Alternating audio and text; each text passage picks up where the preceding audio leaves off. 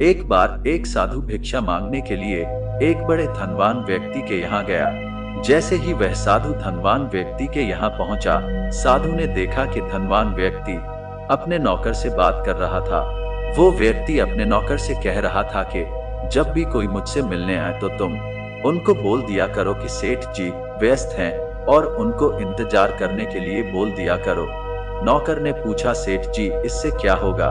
धनवान व्यक्ति ने कहा कि इससे लोगों को पता चलेगा कि मैं बहुत व्यस्त इंसान हूँ और ऐसे ही किसी से नहीं मिल सकता। ये सुनकर साधु मुस्कुराए और धनवान व्यक्ति को बुलाकर कहा, बेटा आज मैं तुम्हें एक कहानी सुनाता हूँ। बहुत पुरानी बात है। रमेश नाम का एक व्यक्ति था। रमेश शहर में रहता था और एक बड़ी कंपनी में काम किया करता था। एक दिन रमेश की तरक्की हो गई और वो बड़े पद पर काम करने लगा। रमेश इस बड़े पद से खुद को और बड़ा समझने लगा, लेकिन रमेश कभी भी खुद को बड़े पद के मुताबिक नहीं ढाल सका।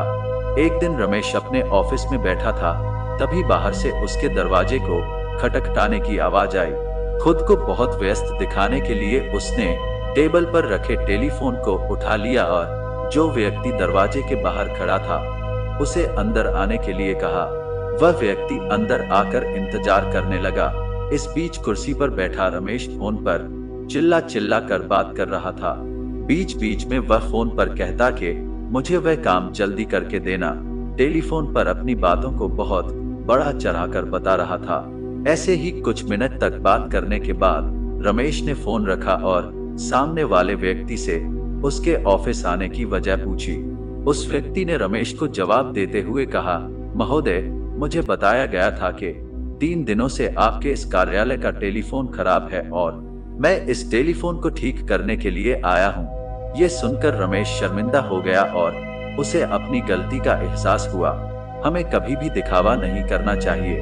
हम दिखावा करके क्या साबित करना चाहते हैं, इससे हम कभी भी कुछ हासिल नहीं कर सकते।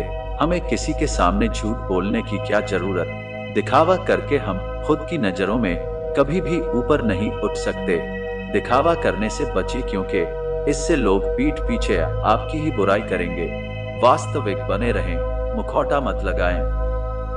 हमेशा खुश रहें और मुस्कुराते रहें। देखने के लिए धन्यवाद।